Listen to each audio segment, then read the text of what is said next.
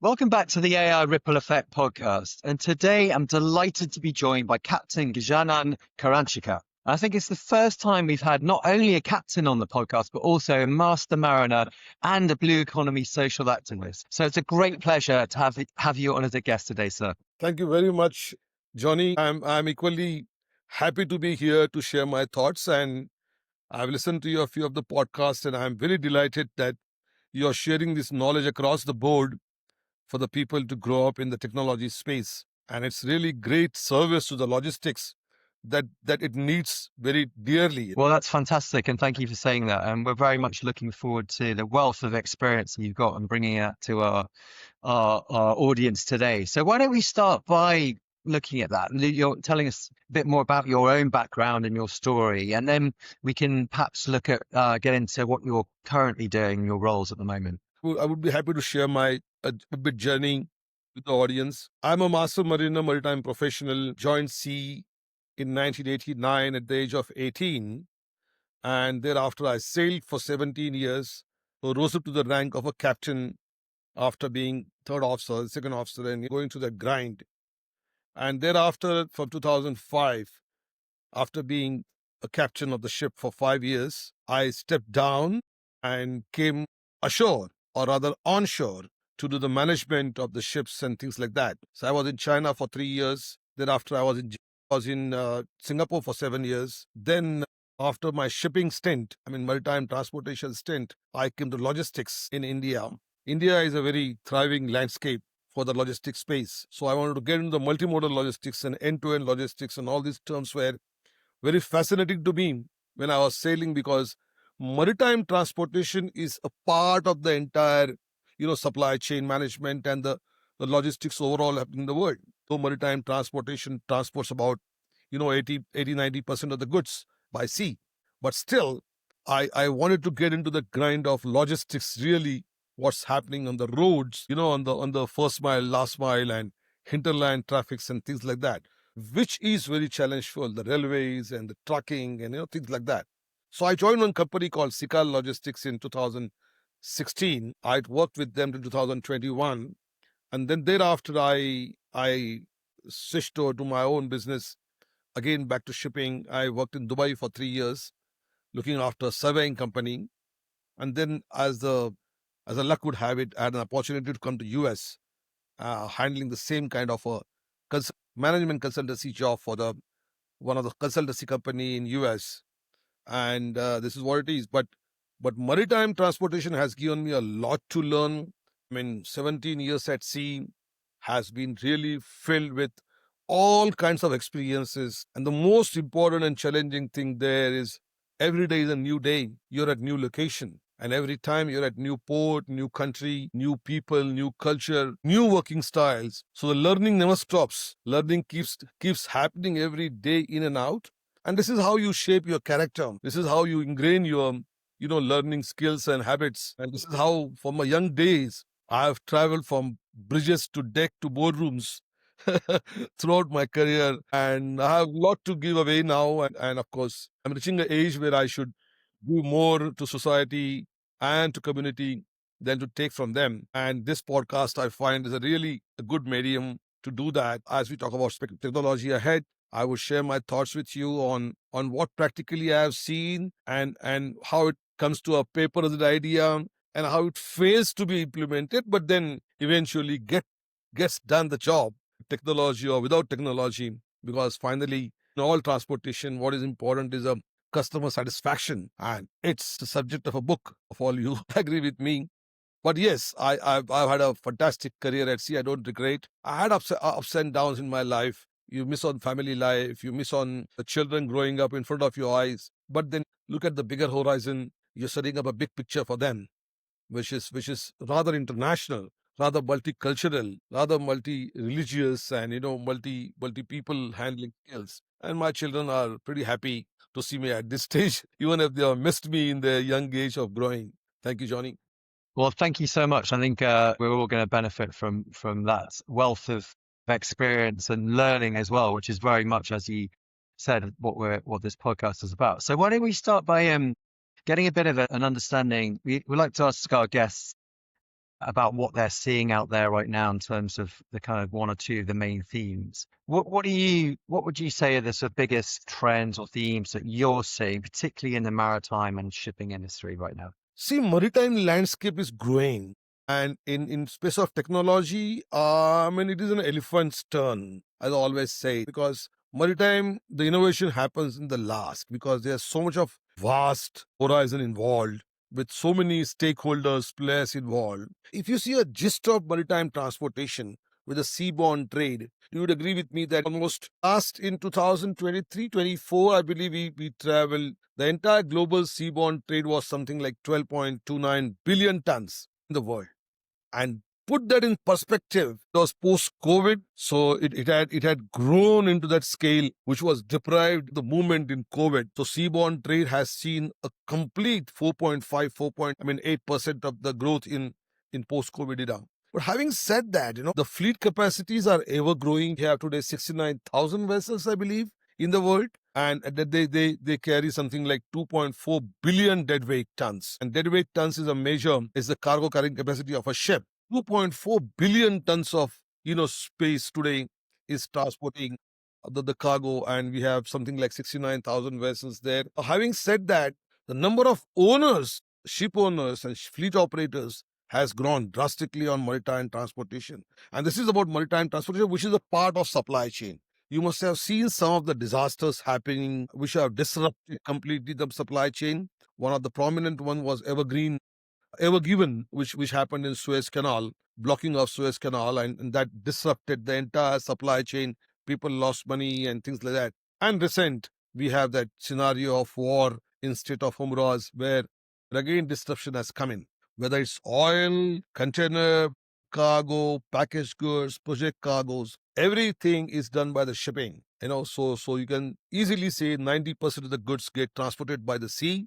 They could be of 80-85% of the value of the word transportation. The transportation of maritime transportation is going to be an important leg of the entire supply chain logistics. Now, to improvise that, of course, I mean, everyone is putting their heads together, from the International Maritime Organization to UNCTAD of UN and everybody else. And there's a lot of scope to improve there, because you're dealing with such a diverse fleet of diverse countries. It's not something happening in the four walls. It's rather happening in six continents and 12 oceans. I mean, one ocean, of course, 12 seas in the world. So it has got a vast horizon to do, and the technological advances will keep on going in shipping as people experience more and more things. I would talk about it a bit later as we go ahead as to what shipping is doing and what the land transportation is doing about it, and how it has shaped. I would like to share a thought with your audience about how the technology gets its way into logistics. It's a very interesting story I have built on my own experiences. Well, thank you. I mean, that's a great way to talk about technology and innovation, because I think shipping has historically been a bit slow to adopt new technologies compared to other transport sectors. And with your own background in system implementation and change management, let's dive into that. What do you think needs to happen for the maritime industry to accelerate that digital transformation? Is it about regulations, or is it more economic pressure, or something else? See, what happens in shipping, somehow the shipping or maritime transportation is a reactive industry. It hasn't been seen as a proactive industry. So when something happens, we draw lessons out of it. I mean, you talk about any regulations which has come in SOLAS, BARPOL, the security codes and the codes about containerization and things like that. They all have been reactive after the accident, after the incident, after a big loss, big disruption in the world. And that's why the shipping has taken a corrective actions onto these disruptions. Having said that, when you talk about technology or innovation, you look ahead 10 years. And I'm very glad to tell you that the entire shipping professional or fraternity in the world, they are putting their heads together as to preempt as to what's going to happen next, what's going to be there, because the speed of change in technology is so fast, the shipping cannot be a lagger in that. So having said that, the people are looking at preempting what's going to happen and how shipping is going to keep the pace with the change in technology in other sectors, be it pharmaceuticals, be it, other supply chains. happening over the land. The best competitor is airline. Be it airline. So shipping has now come up with a lot of plans, and IMO, which is at the helm of the regulatory regime for the maritime transportation, has put the heads together and they come up with certain regulations with respect to that. Another thing, what happens in shipping is the data collection is at a low stage, which is improving slowly now with the satellite being linked to the ships, and we have the one of the very prominent cultures of having VSATs and regular data collection from ship. Being a mobile asset industry, it does happen that there are interruptions in the collection of data. Unless you have a data in hand, you can't really innovate. You can't really find gaps. That somehow doesn't happen to the other industries. The shipping also is very inclined, or has been made to incline, on climate change and the repercussions of the global warming. So decarbonization is one of the biggest regulations which is coming in now, and which brings in a lot of alternative fuels use. I mean, it's a very two-word thing, alternative fuel. And so simple to adopt. For a car, to change from petrol to diesel, or diesel to petrol, or petrol to electric is very easy because you have resources here. But when you talk about alternative fuel in shipping, you got the entire plethora of things to be lined up, from the ports being compatible, the fuel being available, fuel being tested, fuel being accepted. All that regime takes place. So everybody is putting the head together in starting to decarbonize shipping industry, looking at the alternative fuel, be it ammonia, be it hydrogen, be it methane, and things like that. But it is at the nascent stage still. Another technological use in shipping, which is coming up in a big way, is automation. See, automation has a lot of pros and cons. Whether you should have a skill set in people to handle automation before, or you should have automation which is going to teach the people a skill set. So it's a chicken and egg thing. So nobody wants to put the automated ship into the operation unless you have people to operate them, people to understand them. So a lot of ports are coming up with the smart port technologies. Ships are coming up with the remote control, operations, and also onboard automation with respect to the machinery operations and things like that. Because you're dealing with something, a complete floating city with 20 people, and that's something which is seen as challenging with the seafarers' skill set today. So again, on that front, the entire shipping industry has come together in upskilling the seafarers. In upskilling the seafarers in automation, in their behavior with the machinery, in the robotics, because robotics is something which is very new to the shipping. It has been always a labor intensive industry, and to change that, it's not going to be an overnight change. It's going to take a decade or two to change that mindset of being a laborious industry to an automated industry. Now, we have seen in a couple of examples like terminals, internal terminals like Singapore terminal and Tuas that we have. It's fully automated, and it took them 5 years to do that. So when on the land, when you have so many resources connected, you take 5 or a half a decade to change that perspective from a laborious industry to like ports operating autonomously now. To bring into the shipping is going to take much more time. So having said that, I mean, there are regulatory things as well, as you said rightly. There are also things with the equipment and automation. I mean, but bigger challenge is to handle that mindset of perception of the world that the shipping is not slow. Shipping is picking up with the pace of change of technology in the world, and that's what is going to matter. Once that mindset is changed, I think nothing is impossible in shipping as well. That's fantastic. I think you've answered quite a few of the questions that I was going to ask you next, actually, which is great in terms of how AI particularly can play a role in that transformation of the maritime and shipping sector. And you touched on autonomous vehicles, and I know that there are examples of companies like Rolls-Royce, for example, taking that concept and putting it into reality with unmanned vessels. And so it's great to get your perspective on that. I know one of the other hats you wear is on the sort of sustainability environment side. And how do you think that technology, AI particularly, could help the maritime industry meet those kind of quite strict ESG sustainability requirements and make you kind of touched on this before, but on the sort of climate goals perspective? No, absolutely. you have hit the right spot, because no efforts towards the betterment of environment will come through unless you have a data which affects it. So now shipping for last 5 years or say 8 years, we know the emission patterns of the different fuels which is being used. We know what can impact environment, be it a human factor on the ship, be it a human action on the ship, because the ocean, we only have one ocean in the world, and that is all connected. So you can't say it's my ocean is this side and your ocean is that side. So shipping understands that it's a global efforts that are being required now to tackle this kind of environmental issue. On the environmental and the governance part of it, the shipping industry is quite there because they've been dealing with the environment for almost 4 5 decades now. And when having said that, it is very important as well to see as to how shipping cooperates with that social model of ESG, because I mean, being isolated industry and also being working in silos, it is always a industry which operates on its own. It had no connections, but now a lot of social reforms are taking place on the ships. So environmentally they are there, social they are doing, and governance wise, being a global industry, centralizing the entire shipping industry with the one thought of just improvement of deliveries, because shipping has come to understanding that they're the important, like I told you, important leg into that supply chain. So I tell you a fantastic story, if you allow me for 5 minutes. Please. On the logistics side, you see, I mean, when I joined logistics industry in 2016, there was just a talk about, I mean, say 8 9 years back, there was just a talk about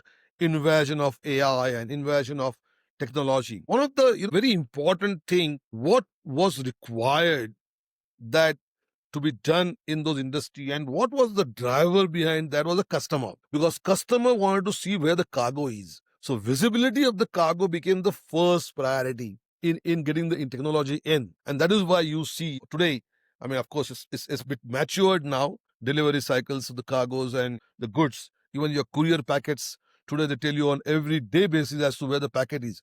That information doesn't serve any purpose to you because the packet is not in your hand, but at least it is in this warehouse and that warehouse, and it's moving and it's being delivered and it's been shipped. Everybody uses different terminologies, but at least the customer knows. So the visibility of the cargo had a lot of role to play for a technology to come in that sector first. And then second, since the demands of customer increase on visibility of cargo, on quality of cargo, on time of shipments, and also the costing of the shipment, the very typical principles which is used in logistics as TCQ, time, cost, and quality. If anything you do has to testify this time, cost, quality. If it doesn't do, so this put a lot of pressure on operations. Then the technology had to come into the operations. And this is where you see now a lot of data collection and warehouse management, inventory management. All this tooling has come of technology into the logistics, in supply chain management. Earlier it was not there. I mean, it was not there so precise. Today you see Amazon stores working absolutely, there's no man interface, and it's absolutely, do you exactly know where the things are stored where? Because of technology, a barcode system, because of QR code system, things like that. Then the pressure of the deliveries is customer satisfaction and the feedback from operation, also the marketing part of it. And now what we are doing is today, I mean, say a couple of years, the technology is getting inside as to how the companies market themselves using technology. So predictive analysis, predictive cycles, all these things are coming into the delivery scenario now. And that's a good thing. A similar thing we expecting shipping as well, being a little turn of the elephant, a little slow in adopting all this, because the customer requirements are not to see cargo every day. They want to see cargo when it's going to be delivered, and most of the routes and shipping routes are planned that way with the weather and things like that. So more or less people know it's only uncertainties over the land, or the catastrophes and things like that. On shipping, the deliveries are quite prompt unless the accident happens, like ever given, or some other disruptions of geopolitical nature. Otherwise, shipping on delivery side is dot. On operations side, given some, I mean, of course, the AI and the technology is already there and handling the shipping operations. Marketing is not much of a player as stakeholders there. So there are only few people who do the shipping cargoes, few hundred people, I must say. But then that space is still there. But overall, if you see shipping, as I told you about automation and upskillment of the seafarers, these two are taken care of. The decarbonization, or you talk about alternative fuels or anything, all those technologies will be easy to adopt because you have the people, you have the manpower, you have the resources to do that. That probably leads us in quite nicely into the next question, which is something we hear a lot on the series, which is the interplay between new technology, AI, and the human touch, as we call it. And in the maritime shipping world is very people centric, as you touched on, and a very relationship business. How do you think that sort of bringing in new technologies how do you maintain that level of customer service and employee and with the people element? How would you approach that? Very good question. I was supposed to come on this. I mean, the interface is the most challenging part of all this technological, whether it be trucking, be it railways, take it shipping, for all multimodal transports for that matter. So the interface between the human and technology is what we are looking at. How again technology will help us to improve that. So it's a thing that I know there's a gap between technology and my human resource, and how do I close that gap? I'm going to use technology again to identify the gap for me and tell me as to what to do. There are various models of AI co-pilots for planning and things like that are being used today. And green technology is the world of essence today. So everything is the common, even your airline tickets you book today, it will tell you as to how much of carbon emission is happening. So that acceptance part, the change of mindset of a user and technology is offering, that needs to be patched up. It will take some time, but I tell you a small example about this. We started a coastal shipping of cars in India, which was a very innovative thing in 2016. No cars were transported by sea, and it was all transported by those 60 feet long vehicles on the road. So there is a factory of one of the biggest car manufacturers in south of India, and the cars had to go to the north of India in 2,800 kilometers. That's something like 1,500, 1,600 miles, and you can't do more than 300 miles a day. So it used to take 7-8 days to reach there. This is a time factor. You talk about carbon emission, it's huge. Traffic differences, huge. You talk about the disruption in the deliveries, is huge. So we thought of alternative solution as to having a car carrier, ro-ro kind of ship, which can go from one port to the other port by sea and deliver it in the northern region. I mean, time taken was 10 days, was more than what the truck can take. The quality was same.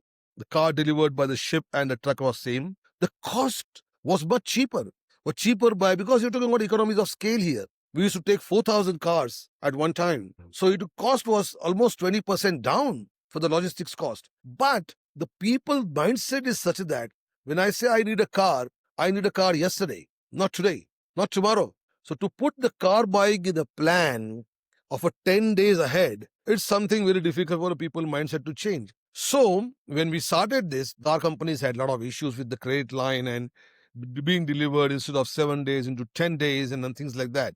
So we started telling customer, don't you like your vehicle has come by the green route? Don't you like you have not emitted any oxygen into your land by getting this car here? And this is what started to appeal people. So it's a effort which needs to put in by the industry to change that mindset of people. In the end, we were successful.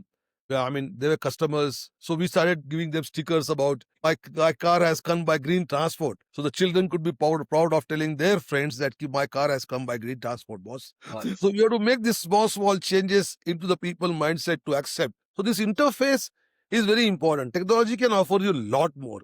Today, AI or no AI, automation or no automation, they have got a lot of things to offer you. Is the human ready to take it?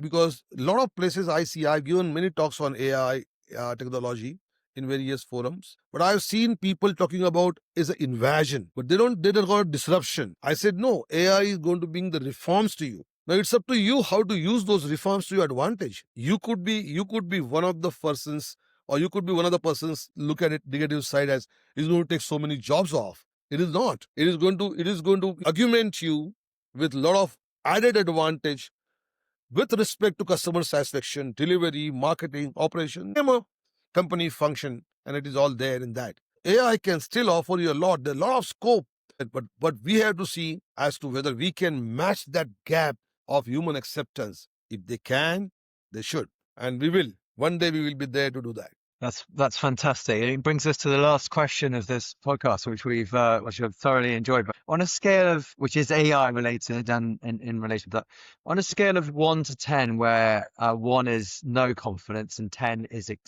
total confidence, how confident are you that AI will create a measurable value for your business in the next 12 months, and then looking further down the line in 5 years? The scale of 1 to 10, I think in maritime transportation or water transportation, let's talk about that. The shipping industry or any inland industries there at something like 4 to 5. It hasn't taken it fully, isn't ready to transform completely, because we're still dealing about, because ships life cycle also plays an important role. The ships operating, the barges operating in United States in Mississippi River, they have a lifespan of 50 years. I mean, those things are not going to change so drastically immediately. The ship's lifespan is 25 years. So the engines which are non-automated engines which are still operating at sea, will still require unskilled manpower. So shipping is slowly adopting that as the regulation hits very, very hard. And I think in 12 months' time, they won't be able to cover much of a ground, because the decarbonization alternate fuel goals are also 2030 and 2050 and 2070, as per said by IMO. So the shipping is going to take a little laid back. The only thing is that what pleases me of this is that shipping is not a major contributor to carbon emissions. Not like aluminum smelters who put 20% carbon in the air, where shipping only puts 3%.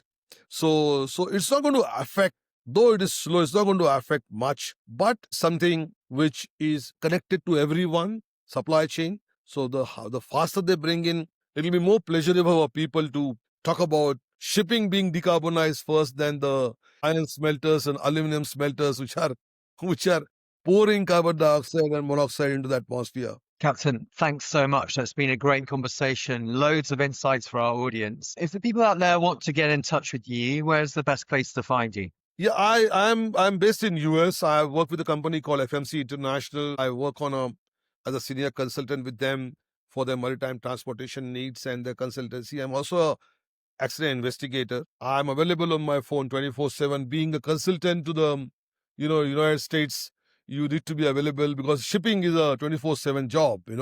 Ships are operating in Mississippi River 24/7, so we are available 24/7. I use my all social medias like LinkedIn and Facebook and WhatsApp and the phone and everything. So I would share my contacts with you, and if people want to, I would really help the startups in this area. I mean, I can shed down a lot of ideas as to how to improve deliveries, how to improve the operations.